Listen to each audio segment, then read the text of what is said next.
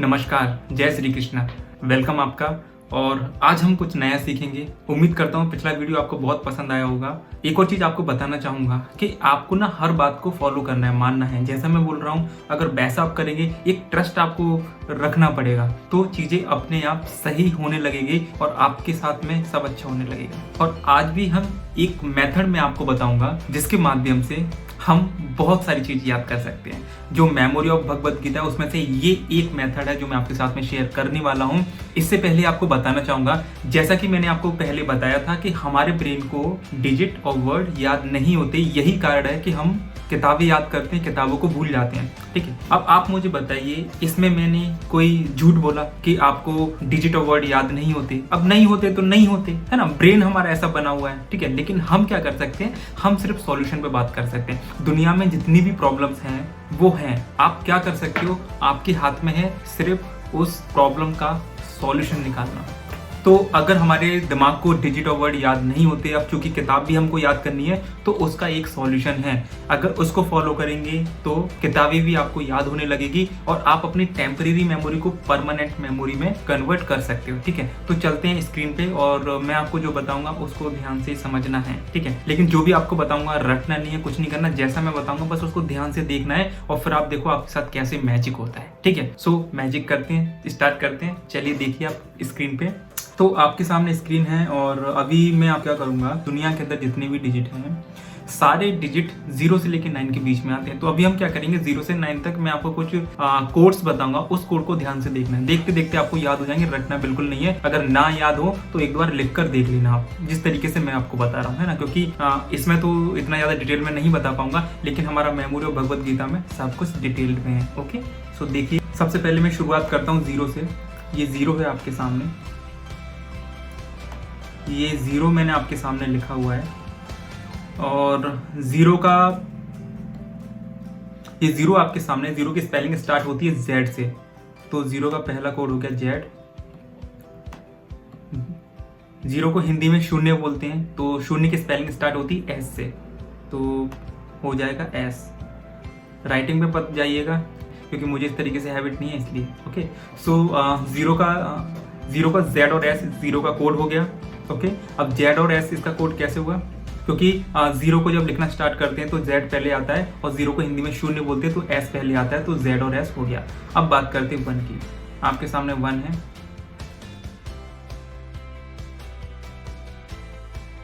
अब देखिए 1 को, एक 1 मैंने ऐसा बनाया, ध्यान से देखिएगा। एक 1 मैंने ऐसा बनाया, क्या बन गया, T। तो 1 का कोड T हो गया। और एक 1 मैंने ऐसा बनाया और ऐसा मैंने कर दिया, तो ये क्या बन गया, D। तो 1 का कोड है T और D। ओके, अब बात करते हैं 2। अभी 2 जो बना हुआ है, अब 2 को अगर मैं 90 डिग्री में अगर मूव करूँ, 2 को अगर मैं 90 डिग्री में मूव करूँ तो ये कुछ ऐसा दिखेगा आपको, N की तरह। कैसा दिखेगा, N की तरह। तो 2 का कोड है N। अब बात करते हैं 3। अब ये 3 है, 3 को अगर 90 डिग्री में अगर मूव करेंगे तो 3 कैसा दिखेगा आपको। 3 को अगर 90 डिग्री मूव करेंगे तो 3 आपको M की तरह दिखेगा। ओके, अब बात करते हैं 4 की। तो 4 को पहले जो हिंदी की लैंग्वेज में 4 को कुछ इस तरीके से लिखा जाता था, इस तरीके से। तो वैसे हिंदी में इस तरीके से 4 लिखते थे, लेकिन हम जब देख रहे हैं तो हमें क्या दिख रहा है, R। तो 4 का कोड क्या हो गया, R। 4 का कोड R हो गया। और 5 की अगर मैं बात करूं तो ये 5, और 5 का कोड होता है L। तो 5 का कोड L कैसे होता है, आप मुझे देखिए, ये 5 हमारी उंगली है, 5, और इसको देखिए, इसका शेप देखिए, L की तरह दिख रहा है आपको। तो 5 का कोड क्या हो गया, L। 6 का थोड़ा सा टफ है, 6 में थोड़ा सा दिमाग लगाना पड़ेगा। अब 6 को हिंदी में बोलते हैं 6। अगर 6 को अगर आप राइम्स करेंगे, 2-3 बार इसका प्रोनाउंस को पकड़ने की कोशिश करेंगे, जैसे 6 6 6, तो इसमें से कुछ साउंड निकल के आएगा। साउंड क्या निकल के आएगा, CH SH G और J, ये 4 चीजें निकल के आई है ना। 6 CH SH G और J, इसको याद रखना है। 7 की अगर मैं बात करूं, अब देखिए 7 का कोड मैं कैसे बना रहा हूँ, थोड़ा सा कचड़ा हो रहा है लेकिन आप थोड़ा सा कॉम्प्रोमाइज़ कर लेना। ओके, सो देखिए 1 7 मैंने ऐसा बनाया और 1 7 मैंने उल्टा बनाया, तो ये कैसा बन गया के। तो 7 का कोड के है, के है इसका, और सी भी है इसका। अब सी मैंने ऐसी बना लिया क्योंकि जब सबसे ज़्यादा यूज़ तो के का होने वाला है, लेकिन सी मैंने ऐसी बना लिया। मतलब ऐसे हिंदी में 7 बोलते हैं, 7 7, और ऐसा कुछ प्रोनाउंस करेंगे तो उसमें सी आ जाता है। मुझे बस ऐसे याद है, वो आप भी बना सकते हैं। ठीक है, अब 8 को ध्यान से देखिएगा। 8 को रोमन में कुछ इस तरीके से हम लोग लिखते हैं, वी और 3 लाइन बनाते हैं। एम आई राइट? इस तरीके से लिखा जाता है। अब देखिए कोड इसके अंदर छुपा हुआ है।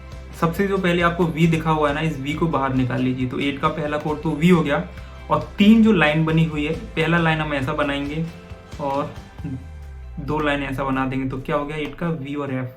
तो 8 का कोड है वी और एफ, इसको ध्यान रखिएगा। अब 9 को समझिएगा। 9 को अगर मैं उल्टा देखूंगा मिरर में तो ये पी की तरह दिखेगा मुझे, और पी को अगर मैं उल्टा कर दूं तो ये बी की तरह हो जाएगा, स्मॉल बी। ओके, सो 0 से लेकर 9 तक ये आपने कोड देखे। एक बार मैं रिपीट कर देता हूँ। 0 का Z और S, 1 का TD, 2 का N, 3 का M, 4 का R, 5 का L, 6 का CH, SH, G और J, 7 का K और C है, 8 का V और F है, 9 का P और B है, ये है। अब देखिए इससे कैसे चीज़ें याद कर सकते हैं मैं आपको बताता हूँ। ठीक है, आज हम जानने वाले हैं कि किस तरीके से हम सारे इंपॉर्टेंट डेज याद कर सकते हैं। मैं अगेन आपको हर बार बताता हूं, और आज के सेशन में भी आपको मैं बता रहा हूं कि जितने भी याद करने के तरीके हम इंस्टेंट मेमोरी मेथड्स के अंदर जान रहे हैं, वो अपने आप में बहुत ही महत्व रखते हैं। जो भी चीजें मैं आपको बता रहा हूँ, आपको ध्यान से समझना है इनको, और मैं ये चाहता हूँ कि आप नए नए इनोवेशंस करें, नए नए आविष्कार करें, आप नई नई चीजें डिजाइन करें याद करने के, है ना। तो आज हम इंपॉर्टेंट डेज को याद करेंगे। डू यू नो कि पूरे साल के अंदर कितने सारे इंपॉर्टेंट डेज होते हैं? तकरीबन 120 और 125 के आसपास पूरे साल के अंदर इंपॉर्टेंट डेज हैं। मैं आपको एक किस्सा बताता हूँ। हम लोग एक स्कूल के अंदर गए थे, और एक स्कूल के अंदर हमने पूरी लिस्ट बताई कि ये इंपॉर्टेंट डेज हैं, पूरे साल के इंपॉर्टेंट डेज हैं। और कभी ना कभी इंपॉर्टेंट डेज आते ही हैं, है ना। कभी आपके एग्जाम में आते हैं, और सबसे ज्यादा सिविल सर्विसेज की जो तैयारी कर रहे हैं, गवर्नमेंट जॉब की जो तैयारी कर रहे हैं, उनके एग्जाम में, उनके इंटरव्यू में ये पूछा जाता है कि ये वाला डे कब सेलिब्रेट किया जाता है या फिर किस दिन मनाया जाता है। वहां पे कई सारे लोगों को जब ये कॉन्सेप्ट क्लियर नहीं होता, वहां पे कई सारे लोगों को जब ये कॉन्सेप्ट क्लियर नहीं होता तो भूल जाते हैं। क्योंकि अगर मैं बात करूं जनवरी के अंदर तकरीबन अगर 10 इंपॉर्टेंट डेज हैं, तो उसमें आप कंफ्यूज हो जाओगे कौन सा डे कब मनाया जाता है। क्योंकि एक ट्रेडिशनल तरीका जो है, ट्रेडिशनल तरीके से जब हम चीज को याद करते हैं तो चीजों को हम भूल जाते हैं, ज्यादा टाइम तक याद नहीं रख पाते। ब्रेन का भगवान ने जिस तरीके से सॉफ्टवेयर बनाया है, अगर आप उस तरीके से करेंगे तो आपके लिए बहुत ईजी रहेगा।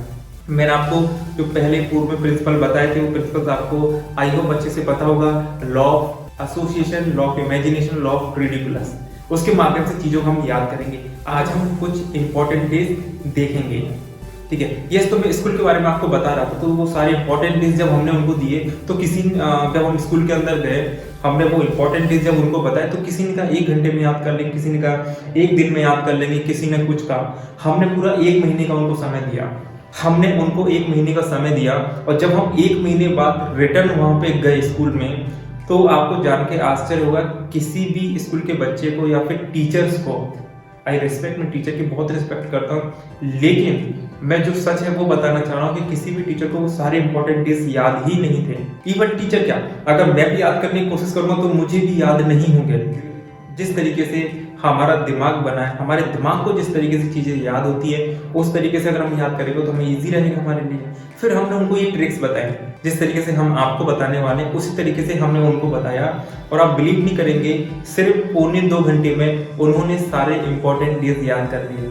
हमने टीचर्स को कहा कि आप इन बच्चे का 6 मंथ बाद, आफ्टर 6 मंथ आप इनका एक टेस्ट लीजिएगा, और आप देखिएगा कितना याद है। हमने 6 महीने बाद जब स्कूल में पता किया, तो टीचर्स ने हमें कहा कि लगभग 75-80% बच्चों को सारा याद है ना। कुछ बच्चे थे जिनको याद नहीं था, क्योंकि कुछ बच्चे तो ऐसे होते हैं शायद उन्होंने ध्यान नहीं दिया था, है ना। तो हम स्टार्ट करते हैं और एक एक करके चीजों को समझने की कोशिश करेंगे, ठीक है। मेरी राइटिंग में मत जाइएगा, राइटिंग ऐसी ही है ना। चलिए तो आज हम देखेंगे इंपॉर्टेंट डेज एंड डेट्स, और ये सारे वो इंपॉर्टेंट डेज है जो कहीं ना कहीं पूछे जाते हैं कभी सिविल सर्विस के एग्जाम में या कहीं भी, तो ये आपको बहुत हेल्प करेंगे आपको, है ना। चलिए, सबसे पहला है हमारा Kargil victory day. Kargil victory day कब मनाया जाता है? अगर मैं आपसे पूछूं क्या आपको याद है कारगिल विक्ट्री डे कब मनाया जाता है? एक तो वही तरीका है, कारगिल विक्ट्री डे इस दिन मनाया जाता है, फला फला फला इस दिन मनाया जाता है, हम 2-4 बार रख ले, कुछ टाइम के लिए हमें याद होगा, कुछ टाइम के बाद हम भूल जाएंगे। एक हमारा तरीका जो मैं आपको बताता आ रहा हूँ, एक बार कोशिश करते हैं, कारगिल विक्ट्री डे। अब सोचिए कारगिल क्या है? कारगिल एक बॉर्डर है, वहां पे अक्सर युद्ध होते हैं। कारगिल एक बॉर्डर है, वहां पे युद्ध होते रहते हैं। तो जब युद्ध होते हैं तो आप देखो कि वहां पे हालात कैसे होते हैं, है ना। कभी वहां पे कोई बॉम्ब फट रहा है, कभी वहां पे कोई घायल हो रहा है, कभी कुछ। मतलब कारगिल में जब युद्ध होता है तो वहां पे हालात कैसे होते हैं? नाजुक।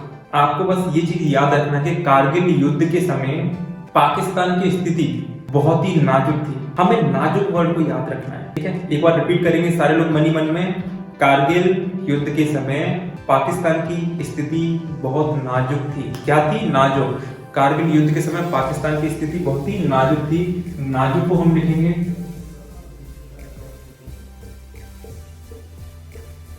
नाजुक। अब नाजुक को हम लोग डिकोड करेंगे, नाजुक को हम लोग डिकोड करेंगे। एन का 2, ए का होता नहीं है, जे का 6, यू का होता नहीं, के का 7। हमारे पास एक नंबर आया 267। ओके, सो गाइस लास्ट का जो डिजिट है वो आपका हमेशा मंथ रहेगा, उससे पहले आपके डेज रहेंगे। तो 7 ये आपका मंथ हो गया और ये आपका डेट हो गया। 7th मंथ हमारा कौन सा है बताए? जनवरी, फरवरी, मार्च, अप्रैल, मई, जून, जुलाई। 7th मंथ हमारा कौन सा हुआ? जुलाई। सो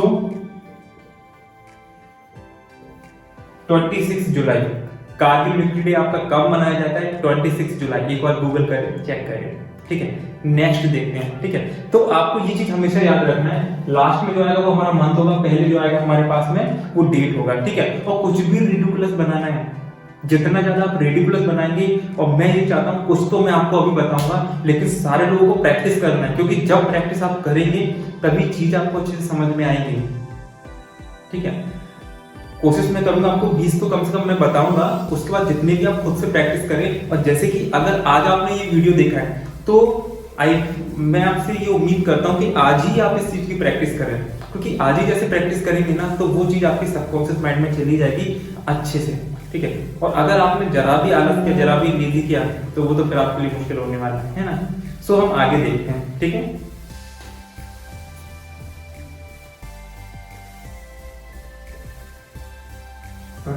जुलाई NRI डे।